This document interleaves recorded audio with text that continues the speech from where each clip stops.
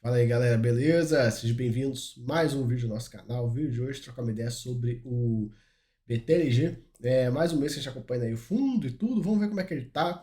Dá uma olhadinha. O BTLG que hoje é o top 2 ali de logística que a gente tem no Brasil, né? A gente tem o HGLG, top 1, este é o BTLG. E uma coisa, cara, sério, eu abri caixinha de perguntas no Instagram, o pessoal já vem correndo perguntar: ah, será que um dia o BTLG vai superar o HGLG, não sei o que, tal. Cara, ele vem fazendo um trabalho muito bom, inegável. Inegável que o trabalho que vem sendo feito no BTG tá muito bom. De um tempo para cá melhoraram muito um dos grandes pênaltis que o fundo tinha, que era a comunicação. Vocês lembram os relatórios passados? Os relatórios passados eram horrorosos, cara. Os relatórios eram horrorosos, pouquíssima informação, foram atrasos. Tinha mês, cara, tinha vezes, cara, ficava 3 meses sem ter um relatório. Era assim, era nojento, né? Era nojento, bizarro. E aí eles foram lá e organizaram a casa, melhoraram muito a comunicação, e aí agora a gente consegue, né, acompanhar o fundo de forma melhor e tal. Um ponto legal, isso que o BTG implementou também, é que agora todos os relatórios do BTG saem na Datacom. Então isso é legal, galera, porque a gente precisa de um padrão, né? BTG, Datacom, sai o relatório. O pessoal da Genial também faz isso, né? Então, tem as grandes gestoras começam por aí, com uma data fixa ou uma época fixa para se ter uma comunicação de relatório judicial. O que não dá é para ficar nessa suruba de cada mês faz um jeito que eu gosto. Pega, pô, a Valora. Já teve vez que a Valora publicou 2 relatórios no mesmo mês. Um relatório no início e um relatório mais pro meio, tipo assim, um relatório, sei lá, dia 5. Depois publicou um relatório lá no dia 25. Tipo, velho, que zona, né? Então, assim, complicado, né? BTLG, pois é, né? Passou dos R$ 100. Ele ficou dando mole ali nos 95, nos R$ 90. Quem comprou, comprou. Quem não comprou, agora vai ter que pagar R$ 100 nele, né? Pois bem,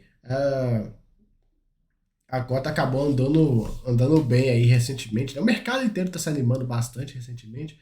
Meio sem sentido, na minha opinião. Eu não acho que faz sentido essa alta que a gente está tendo agora. O pessoal está se embasando muito numa possível mudança de governo no ano que vem. E é uma coisa que eu já venho falando com os membros do canal, né? Primeiro que nós temos que chegar nas eleições, né? Até chegar lá, muita coisa vai acontecer. Depois, nós tem que ter a troca, né? Que também é um ponto. E depois da troca, quem assumir essa bucha, aí vai ter que fazer muita coisa para resolver as lambanças que estão sendo feitas agora. Então, assim, não é só mudou o governo e agora vai virar Suíça, né? Não é bem assim. Aqui alguns dados do fundo, né? A gente vê a taxa de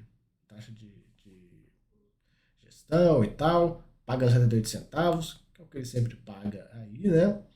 Aqui a gente já tem algumas informações gerais do fundo, um fundo grande, né, bilionário, R$ 104 é o patrimonial dele, são 380 mil cotistas, 78 centavinhos, né? Que em relação a essa cota de R$ 97, que era o que é a base do relatório, dá um dividendo de quase 10% ao ano, que ainda é muito alto. Cara, com a cota a 100, igual tá hoje, ainda é um dividendo muito alto, né? A gente pensar. Aí vai vir algum Zé Mané e vai falar assim: ai, mas o Tesouro está pagando tanto, o fundo imobiliário pagando menos de 10 eu não pego, ou sei lá, tem que pagar apenas 12%. Cara, isso não vai acontecer, esquece, né? Esquece. Aí o que vai acontecer? No futuro, a hora que a Selic virar e cair, aí esse cara vai querer vir para cá, só que aí já vai ter caro. Né? É o que vai acontecer, é o que sempre acontece, né? Pois bem, o fundo com a vacância bem baixinha, são 34 imóveis, ele está vendendo 3, né? Então 31 imóveis vai ficar. A gente vê 1,3 milhões de metros quadrados, bem grande, né, galera? Bem grande. O HGLG tem 1,5, esse cara tem 1,3, né? E vamos lá, o fundo em abril. Só um parênteses, viu, galera? O BTG tem outros 2 fundos logísticos setipados, né? São dois. Um que é em parceria com a Log e um outro que acho que estão lançando. Se não estão lançando, vão lançar recentemente. Cara, no futuro, se o BTLG for lá e incorporar esses 2 produtos, ele consegue ter um crescimento bem rápido, de forma interessante, assim. Então, quem sabe não acontece, né? O fundo pagou 78 centavos por cota aí para o seu cotista, né? E ele comenta que da cota que caminhou, valorizou 6% aí no ano e tal, né? A gente está vendo. fundo segue ganhando bastante cotismo, aumentou a base de cotismo 20% nos últimos 12 meses. E a liquidez é muito boa, quase 10 milhões de reais por dia. Ele comenta sobre o fato relevante que eles no dia 16/4, porque eles receberam a terceira parcela da venda do Feira de Santana e do Guarulhos. Ele vendeu esses imóveis pro TRBL, né? E aí já recebeu mais uma parcela aí. E tem mais uma a receber, que vai ser paga no último trimestre do ano. E aí encerra essa negociação.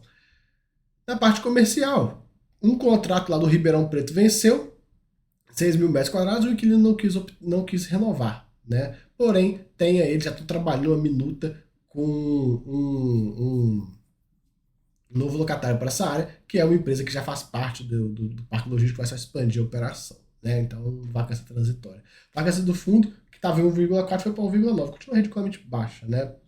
E ele está trabalhando aí na parte das revisionais e locação de espaços vagos.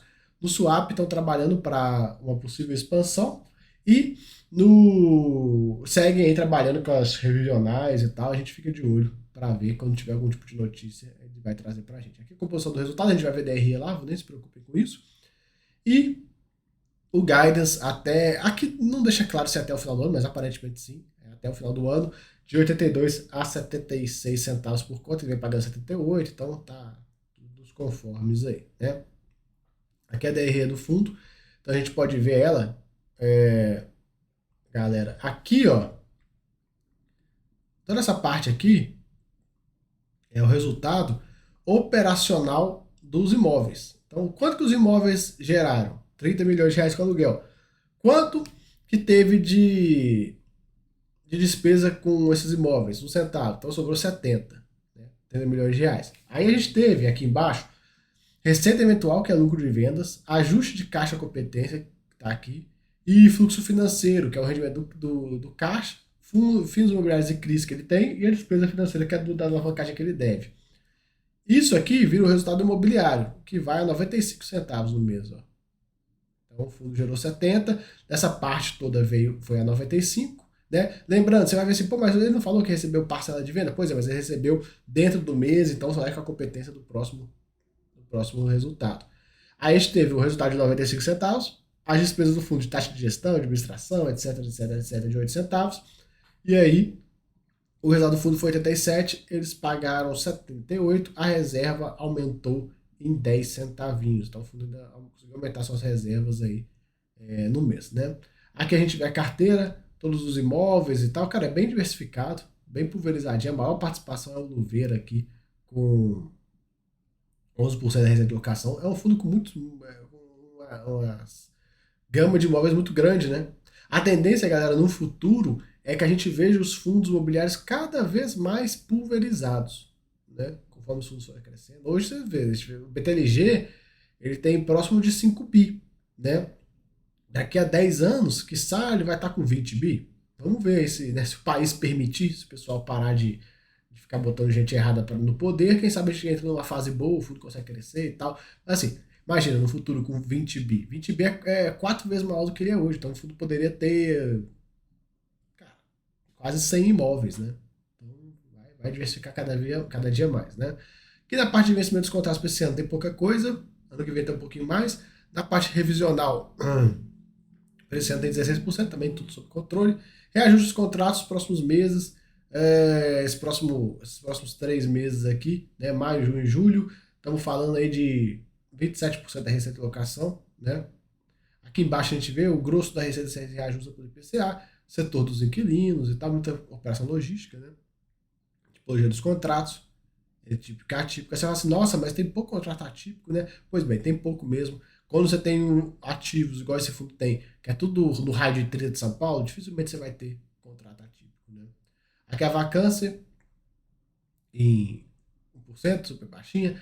O fundo tem uma liquidez muito boa, a gente já comentou relatórios passados e tal. Ele pode quitar tudo que ele deve e ainda assim sobra dinheiro. Então, assim, a alavancagem do BTG está super sob controle, super tranquila. Ele só não paga ela porque tem multa, que senão a gente já pagaria, né? Então não tem por que ele pagar. Deixa ela lá e vai quitando conforme for, né?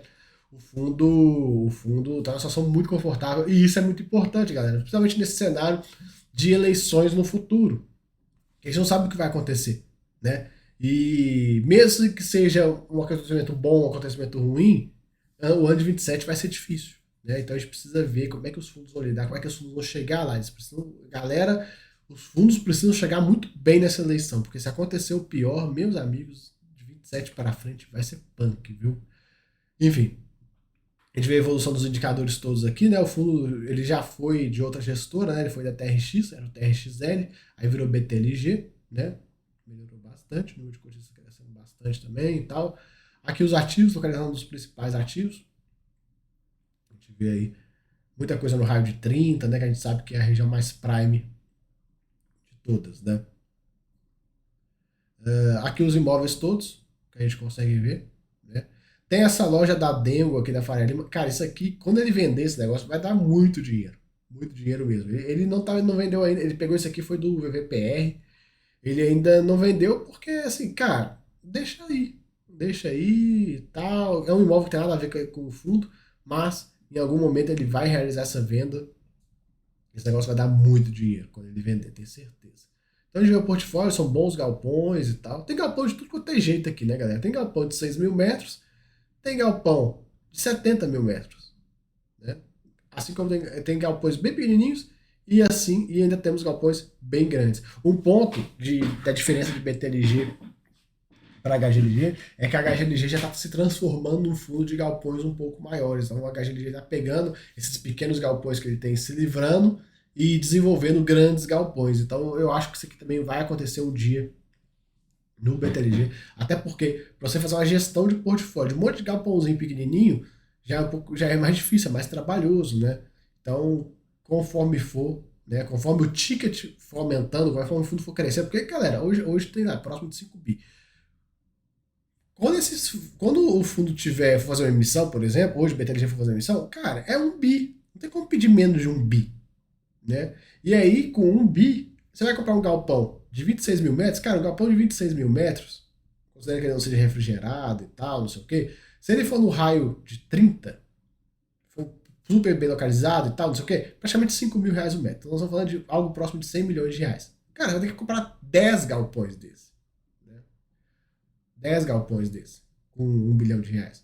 Agora, se você pega um galpão maiorzão, um galpão de 100 mil metros, por exemplo, aí já é mais fácil, né, de você trabalhar. Você faz a emissão de 1 bi, um galpão de 100 mil metros, você vai comprar 2, 3 no máximo com 1 bilhão de reais. E aí você fica um portfólio de uma área muito grande, né, a mesma área praticamente, e com uma quantidade menor de imóveis para você gerir. Então fica até um pouco mais fácil. Claro, não é fácil arrumar esses grandes galpões e tal. Também não adianta sair comprando, vou comprar só galpão gigante, aí mal localizado. Né? O principal ponto de galpão é a localização.